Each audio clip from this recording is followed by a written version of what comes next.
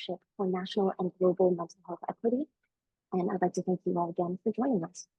So I'll begin with delight by introducing our panel of inspiring immigrant origin leaders and community builders from across the country.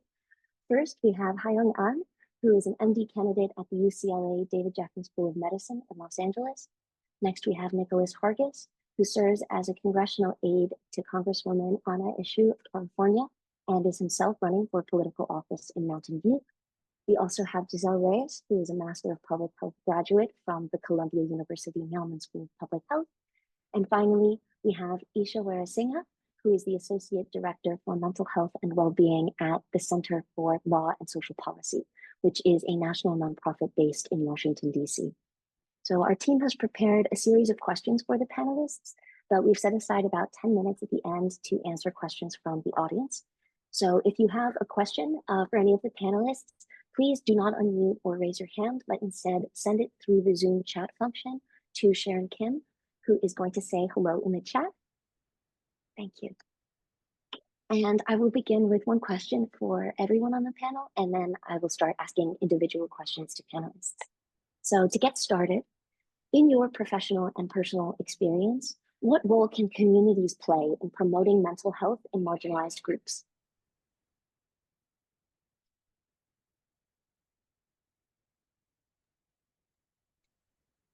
Hi, everyone. So happy to be here. Thank you all for coming. And it's such an honor to be speaking on this panel for you all. The concept of mental health for immigrant origin youth means a lot to me as a Korean American immigrant myself. And I think with communities and the role that it can play in promoting mental health, I believe that all of it, or like a majority of it, rests on the principle that you have a shared mutual understanding of lived experiences.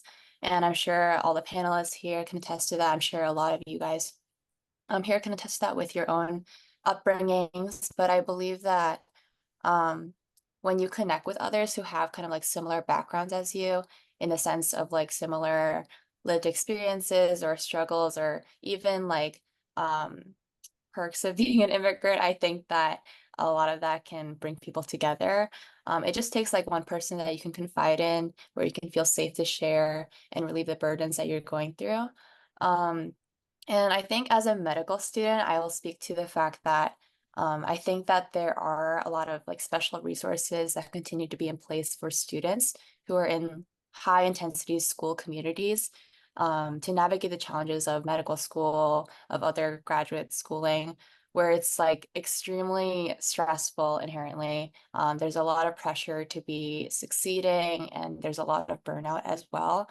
And so with that, it's just very important to be mindful of like how you're connecting with others, how you're reaching out to resources that are like trained professionals who are there to help you navigate these challenges so that you're not going through anything alone.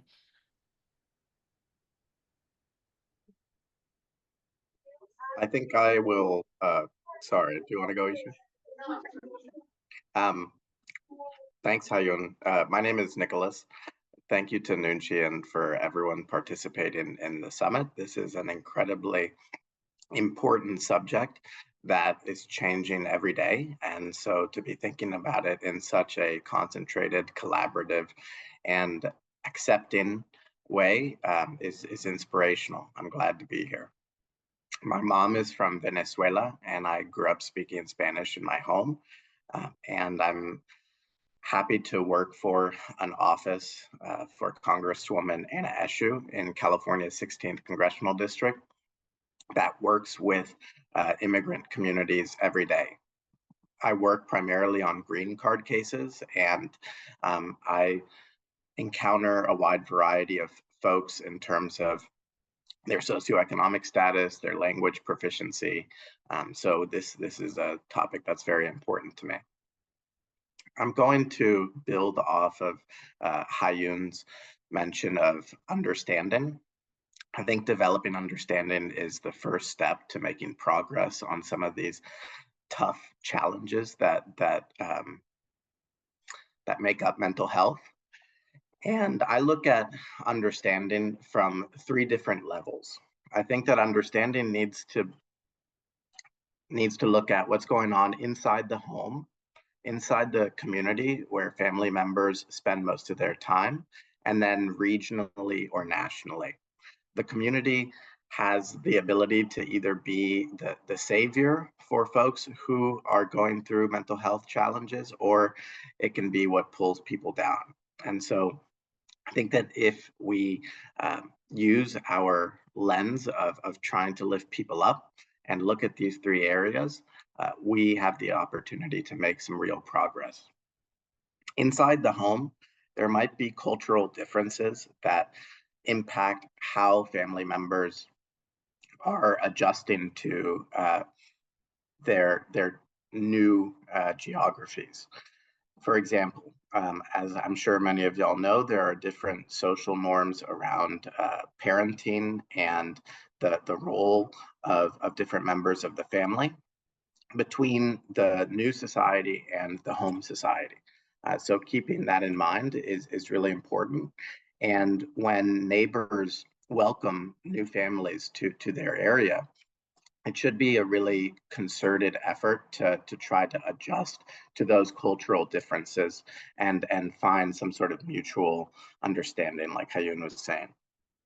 Second, where do the family members spend their day? So that could be at work, that could be at school, that could be at public facilities like doctors' offices. And what are the differences that family members face? So much of our mental health challenges can be tied back to socioeconomic challenges. It might be that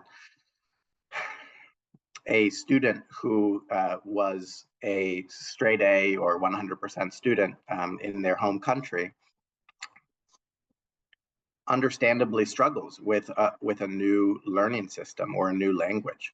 And the adjustment period at school vis-a-vis relationship to teachers, relationship to other students can be difficult. So understanding that that's not going to magically solve itself, and that it's actually going to be an iterated process where we are all trying to get better is really important. And finally, what's going on regionally or nationally?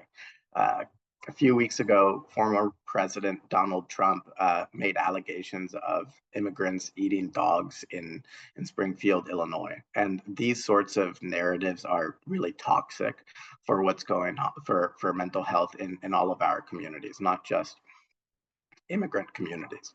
So we need to gather in solidarity and support each other and combat this disinformation and discrimination.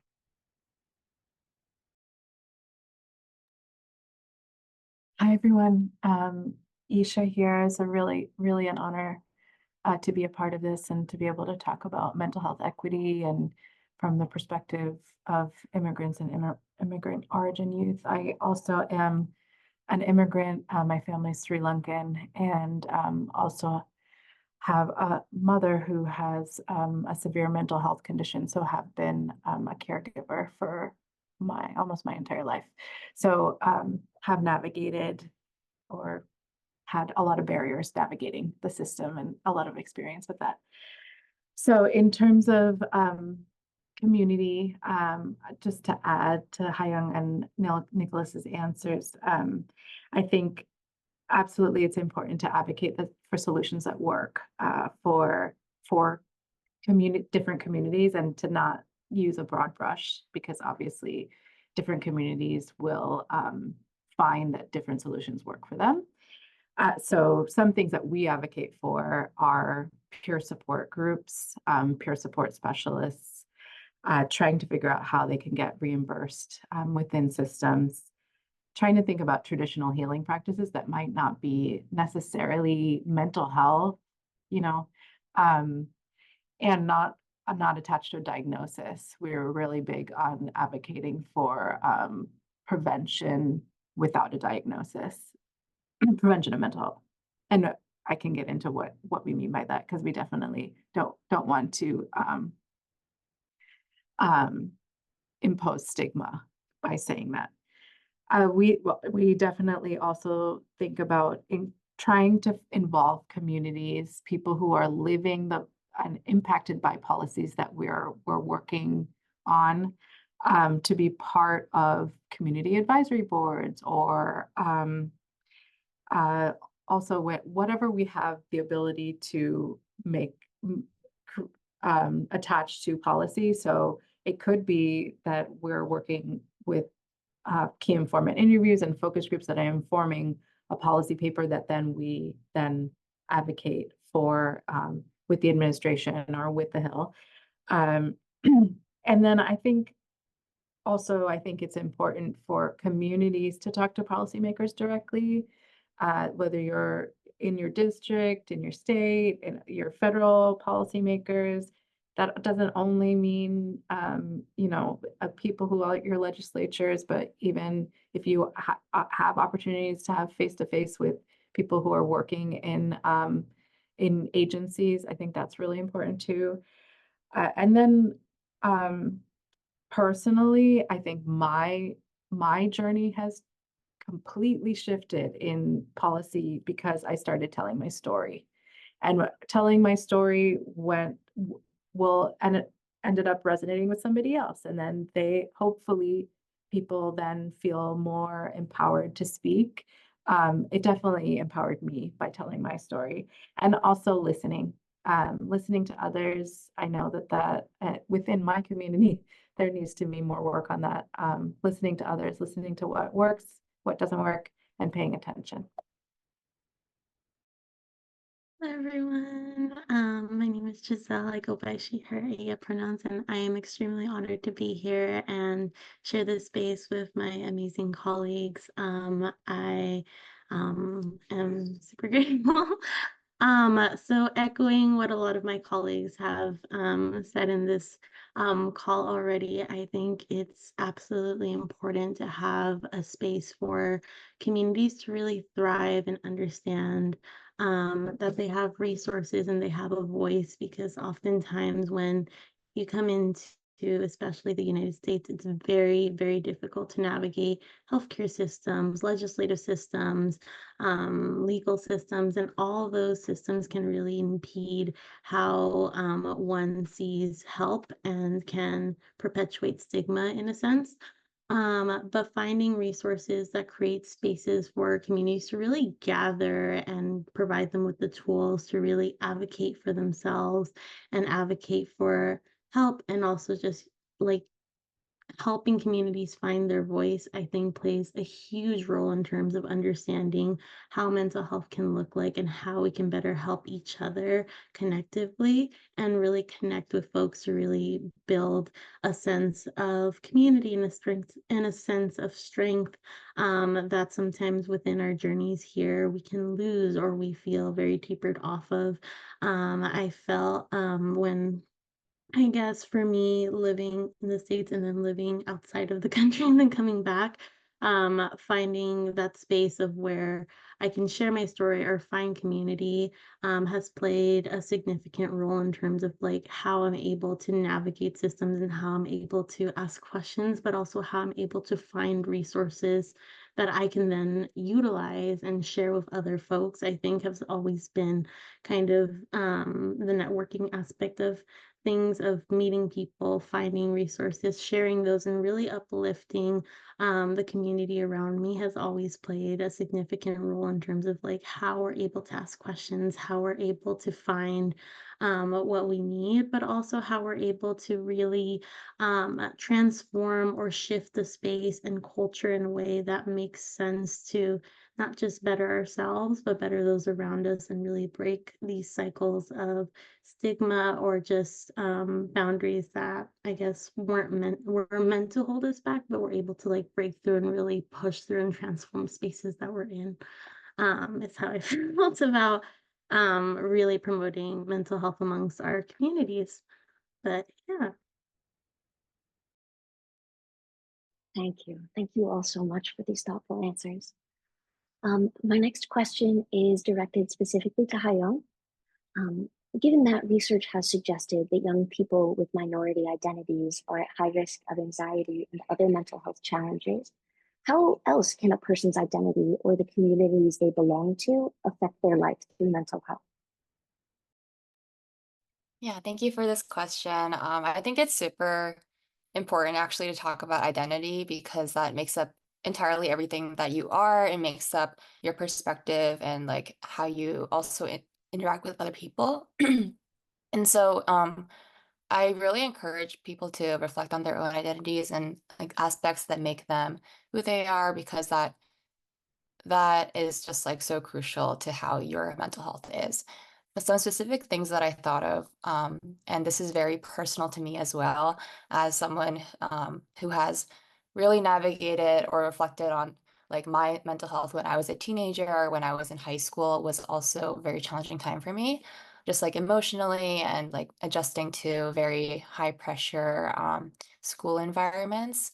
And I think that one thing I want to talk about is kind of like, um, especially with being an immigrant, I think that there is a lot of debt that I feel towards my parents in a way, which is a very strange concept I'm trying to navigate. But it's kind of the idea that with the knowledge that our parents sacrificed so much for us, how can I make their sacrifice worth it? And I think that's a huge pressure to have as an immigrant kid because you are essentially just a kid when you see your parents navigating a lot of struggles that they're going through.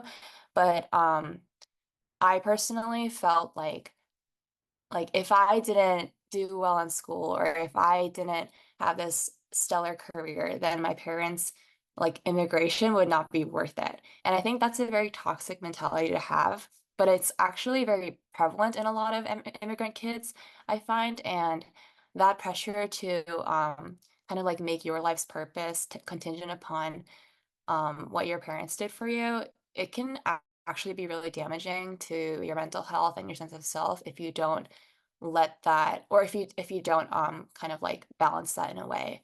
And so I wanted to talk about that because I feel like it's a huge part of like my own mental health journey.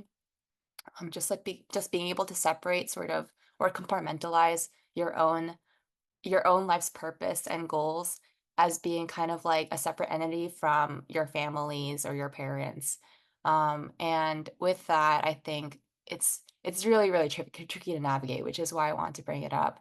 Some other things that come to mind are kind of like having to do with scarcity mindset versus abundance. I also grew up low income, and I think I kind of let that become my identity in a way because um, once I realized that that was kind of like the status that my family grew up in, I realized that it affected a lot of how I navigated life. I started thinking about scarcity mindset because I realized that I was, and for those of you who don't know, it's kind of this idea that there isn't enough resources, so you have to kind of like keep what you have very near to you. Whereas abundance mindset is more like there is going to be a lot of resources for you, if not now, then later on. And I'm trying to adapt more towards that. I just found that that was also another sort of like toxic mindset that I was adopting when I was younger and even now, because it really does affect how you view friendships, how you view career opportunities, um, and even just like basic needs as a person living in very expensive societies. And so that's another topic I want to bring up. And then finally, I think I'll bring up the idea of trying to do everything on your own versus asking for help from others. I think that that's another huge bucket of my life that I felt like I really had to work through. Um, as an immigrant child, you see the ways in which you have to be, sort of like hustling and working really, really hard. That's like a big theme of someone's life. And with that kind of comes this mentality that you could do everything on your own, especially when it comes to like when I was applying to medical school, I personally don't have anyone in my family who's in medicine. I didn't really have any like close family friends or anyone I could really reach out to for resources. So I actually had to turn to like free online resources or just like peers support, and kind of like fending for myself, very like tough mindset, like I can do it on my own sort of thing. But I realized that that is the quickest way to burnout, and it's also the quickest way to feeling lonely because you feel like you're alone in kind of like navigating really challenging journeys that maybe other people actually have a lot of resources that they can lean on for themselves. So that's another sort of like mindset that I'm trying to shift for myself, is being okay and actually being very comfortable with asking for help from other people, because you never know where that can lead you. And it's actually so much healthier, I find, to be able to comfortably lean on your communities and your peer support rather than like confronting yourself with a huge burden and a huge rock that you're trying to overcome. Thank you for sharing such important personal experiences and perspectives. I have no doubt that many parts of what you shared resonate with the audience today. My next question is for Nicholas, and we're thinking now about representation. Given that community well-being and equity are key parts of your campaign platform and our mission at Nunchi Health, my question is that as we try to support communities as diverse and widespread as immigrant origin youth in the US, how can we ensure that everyone is being represented and served? Thank you very much for that question. I worked for Kamala Harris's presidential campaign in 2019 when she ran for the first time. And we always used to add a little bit of emphasis to the following statement: representation matters. It really, really does. And we need to try to elect representatives that are part of our immigrant communities and other marginalized communities in order to make the best policy. As Sadoff mentioned, I am running for Mountain View City Council, but I will reflect briefly on what is going on at the national level and what we've accomplished first. The Biden-Harris administration has implemented some really, really monumental policies in terms of equity and inclusion. For example, we got Juneteenth to be a national holiday, which was massive. It was more than 100 years in the making.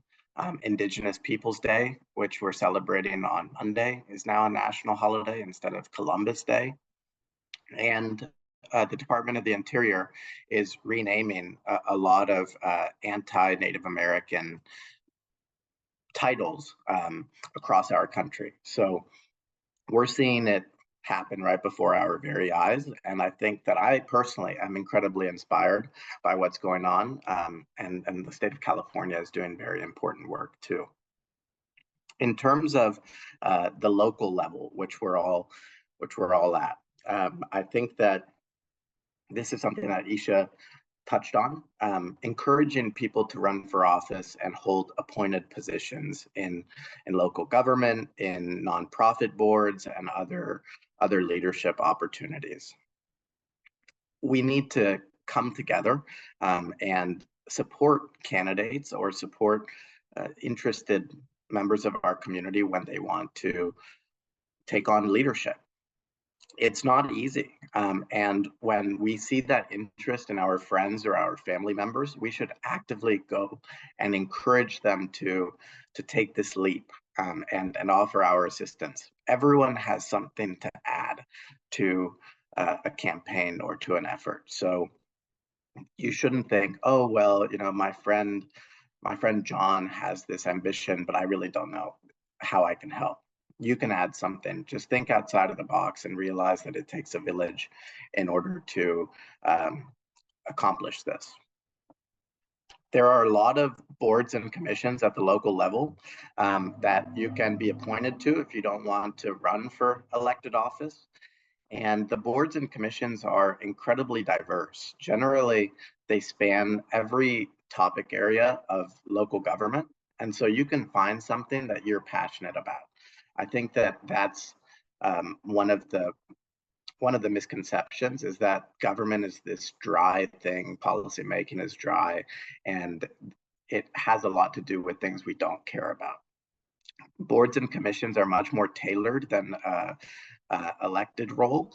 And so you can, for example, focus on bicycle and pedestrian matters if you like to go bike or if you like to walk around your neighborhood. And the city of Mountain View, where I'm running for city council, also has a couple of initiatives that are specifically focused on elevating immigrants. We have a Chinese language civic leadership academy, and we also have a Spanish language civic leadership academy. These are part of our multicultural engagement program, which we've had for over 25 years.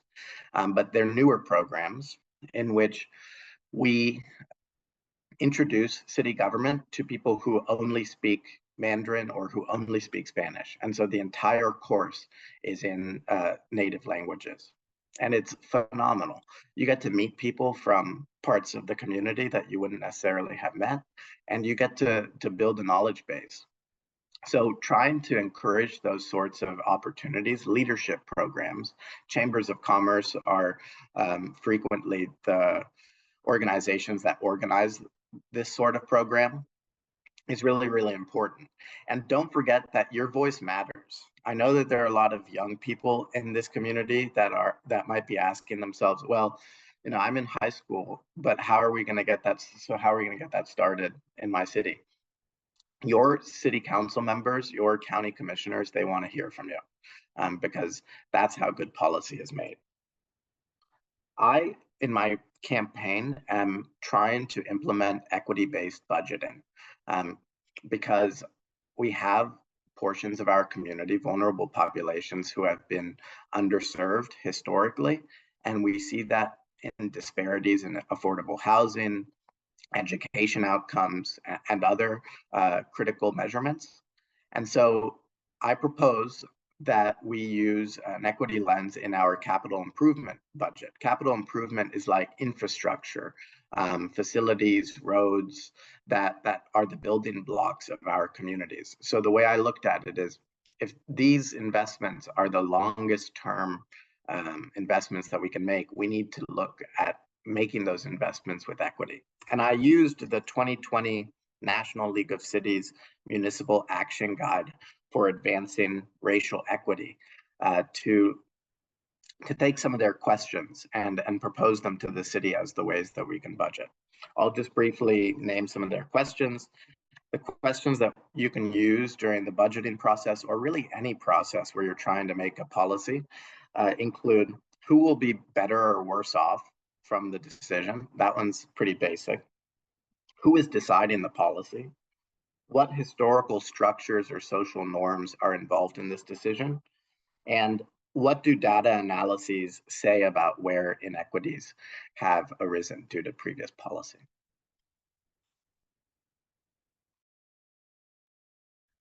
A truly stirring answer. Thank you, Nicholas. Turning now to research, I'd like to ask Giselle about your work supporting communities around the US-Mexico border, which I know has included public health research and evaluation.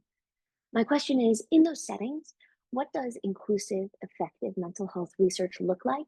And do you have recommendations for people on either side of that research? Certainly. I love this question specifically because I think it brings a lot of awareness to the border, where our border communities that are coming in are very diverse.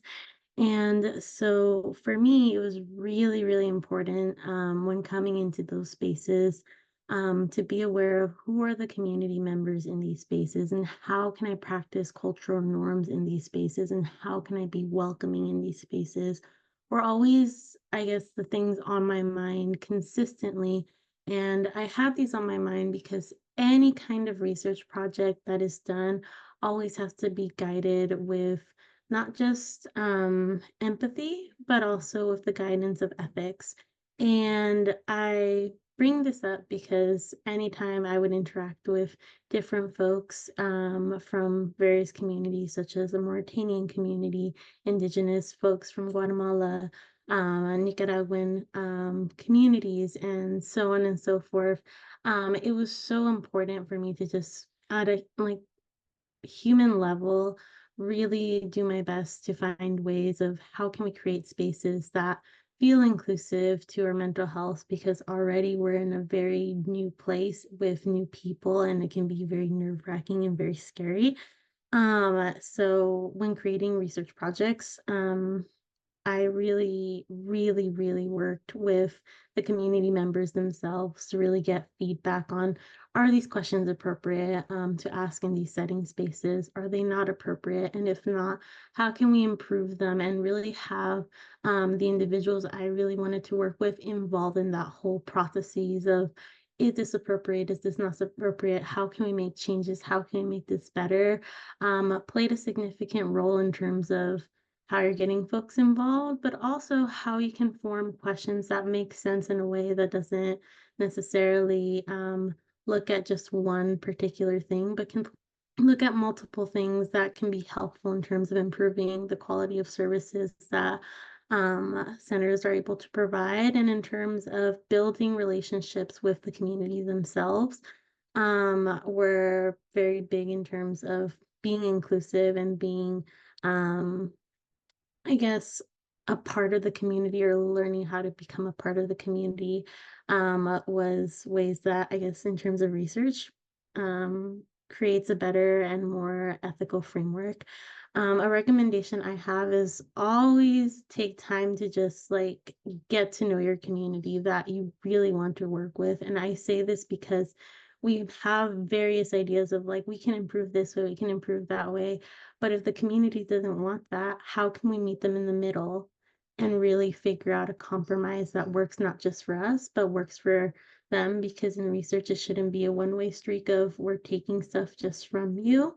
It should be a two-way streak where we're helping each other and building each other to really create a more holistic understanding of what we're trying to look at and how we can improve mental health outcomes. Thank you.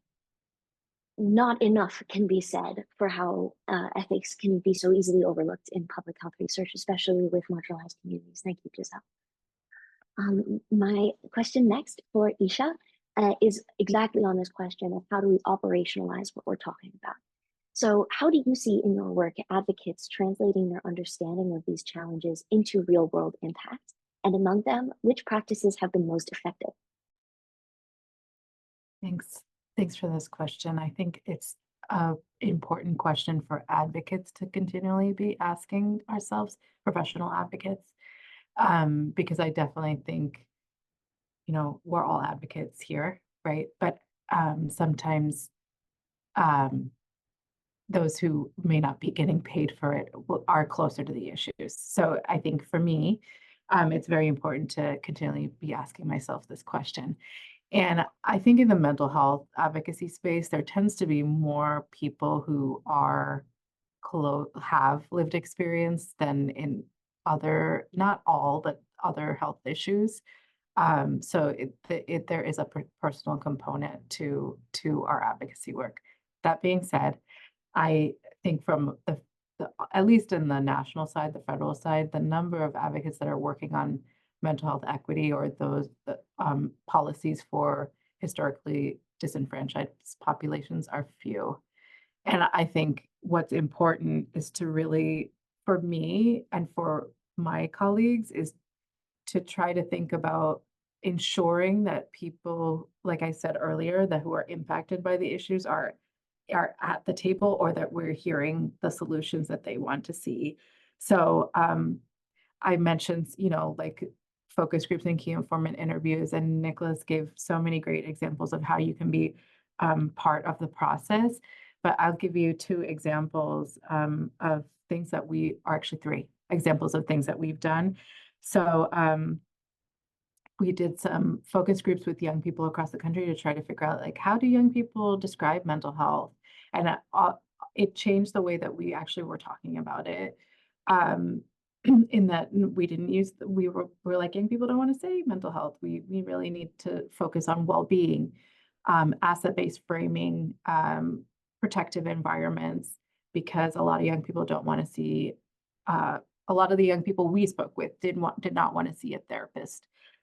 I recently did focus groups and want to continue to do focus groups with immigrant populations. We spoke with Bangladeshi immigrants in particular, both in Texas and Michigan, to hear about how would they describe mental health in their communities. We did 4 focus groups in those 2 states, and in all of those focus groups, there the participants were really excited to be able to talk about mental health because they hadn't had a space within their community to be able to do that before. So creating spaces, I think, is, and this was for us to be able to advocate, right? And we hope to, we're going to link back to them after we've created something, but we also, which I think is so powerful, created spaces for them to continue that conversation.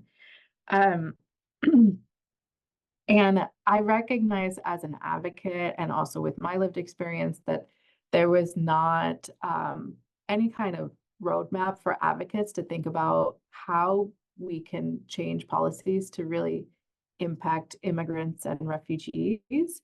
And so I led this work with partners across the country to create a policy framework for immigrant mental health. So like thinking about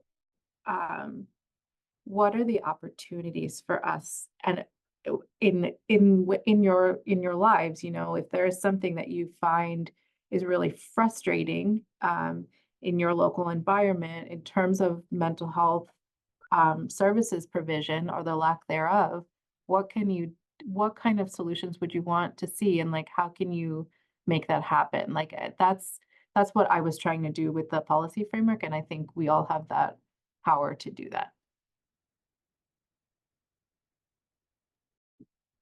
Thank you. I really appreciate an evidence-based, forward-looking, hyper-inclusive framework like that. I have one final question from our team for all of the panelists. Feel free to answer in any order you like. How can communities foster a sense of belonging for immigrants in a world that is increasingly interconnected, yet culturally diverse?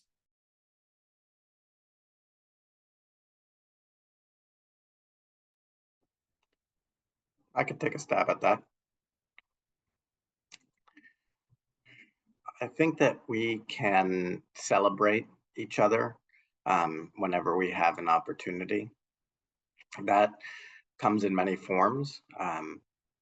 The way that we talk about our communities should emphasize the diversity of our communities. So, for example, Mountain View highlights in some of its like biographical information about what the city is that we have more than 50% of non-English speakers at home, and taking pride in that and reflecting on the people who live there.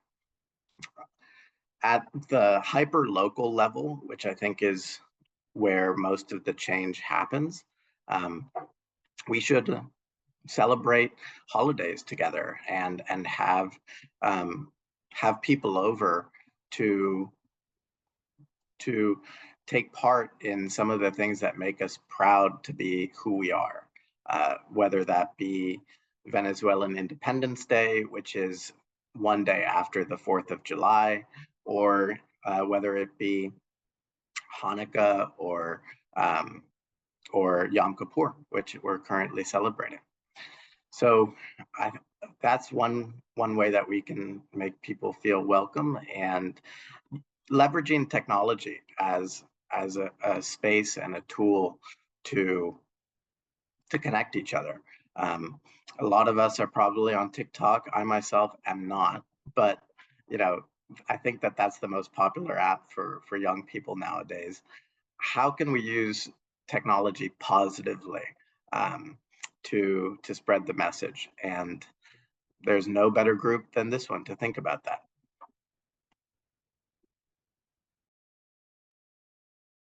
I just to add to what Nicholas was saying, I love that idea of inviting people over and sharing your culture. I think it's really important to create safe spaces, and whatever way that looks like. It could be formal, it could be informal. I will say in high school, I also had a really tough time in high school, and I looked to meditation to kind of get me centered.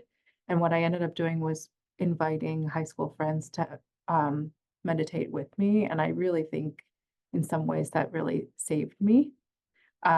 So it was informal, just like something that I felt that was helping me, and I wanted to share that with others. And I think also sharing, your experiences, like Hyun, what you shared in terms of identity, I resonate with all of that. And I think that, and I think many people here do. And I think it's so important to share, your experiences if you feel comfortable. And then you will feel like those threads of belonging with others.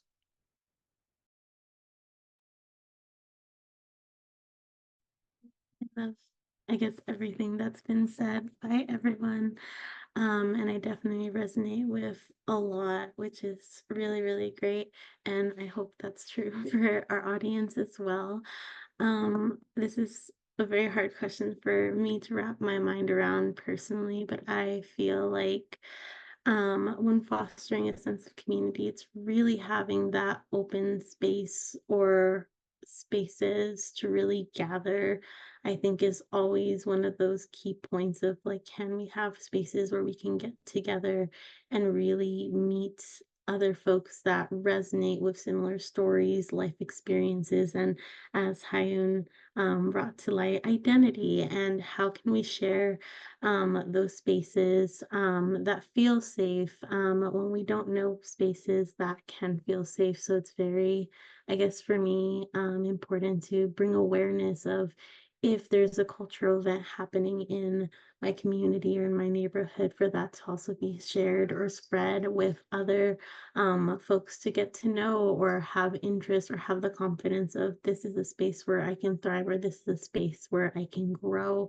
which really fosters a lot of different, I guess, needs of feeling safe, but also needs of finding a new space to grow and thrive all together and collectively.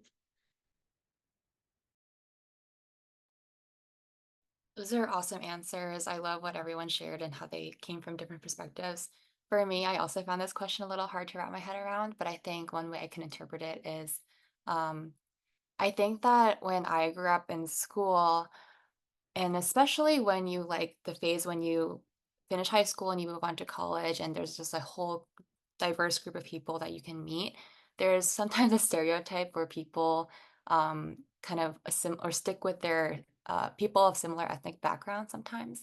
And I think that's can be seen as a survival tactic, where it's like if you are faced with, a huge group of people in a diverse campus, you often want to lean on people who have, again, similar shared experiences as you and similar ethnic backgrounds just to have that peer support. But I also want to echo that it's so important to diversify your environment and people that you're surrounded by, because that quote where it's like, you are a sum of like the 5 closest people that you are in your life. People that you have in your life are just so influential to who you are. And if you have kind of a diversity of voices that are influencing your life, I feel like that is can often seen as a really good thing. Another thing I want to bring in mind is um, I think one example I can think of actually for how to diversify or how to lean into how to lean into diverse communities that you might not identify with. In my medical school, we have actually like an annual event called Cultural Awareness Week, and it's a really cool week-long programming where um, we have like different student affinity groups, one of them being the Asian Pacific American Medical Students Group. Then we have a Latinx Medical Students Association. We have one for Black students and African American students. And we kind of are all assigned a day to provide some programming to our fellow peer medical students and faculty. Sometimes that can be in the form of a workshop or a movie screening or an event of some kind during lunchtime or after class. And I find that week to be quite enriching because I get to show up to an event that's I didn't organize or that's free to attend with food provided and things like that, just to kind of engage with my peers who really identify with those groups. I myself was in charge of leading the Asian Pacific American Medical Students Group, and we had a really informative event led by a faculty member who's Chinese American and was talking about AAPI healthcare and how those disparities are. And to my pleasant surprise, so many students showed up who are not part of the API community. And I feel like that's such a quintessential example of how we can show up for other people in other groups that we may not necessarily identify with, because it kind of goes to show like what Nicholas was talking about, showing up for people, other holidays, other groups, and kind of establishing that support. I feel like it's just so heartwarming and wholesome, and goes a long way in providing community, extending across a multi-generational, multi-ethnic groups. And then finally, I do want to bring up one point.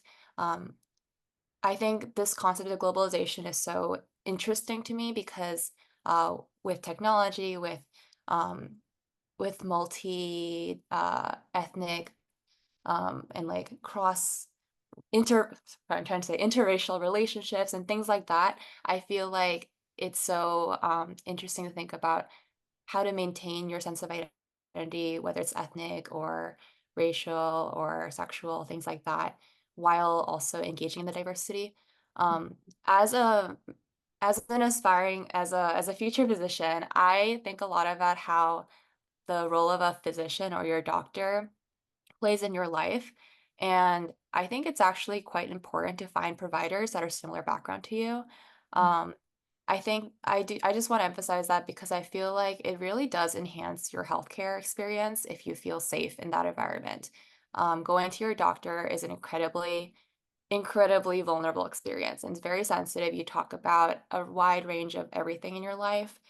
Um, and if you have someone who is sort of like able to understand, whether that's like your language, your native language, or um, your upbringing, or kind of like what communities you lean on, and someone, your doctor, who's able to provide you with that extra sense of support, I feel like just really goes a long way. So I think that that is something I'm trying to navigate more as I work on how I want to become a physician in the near future, and being able to really be there for my fellow like Korean American patients and Asian American patients, especially.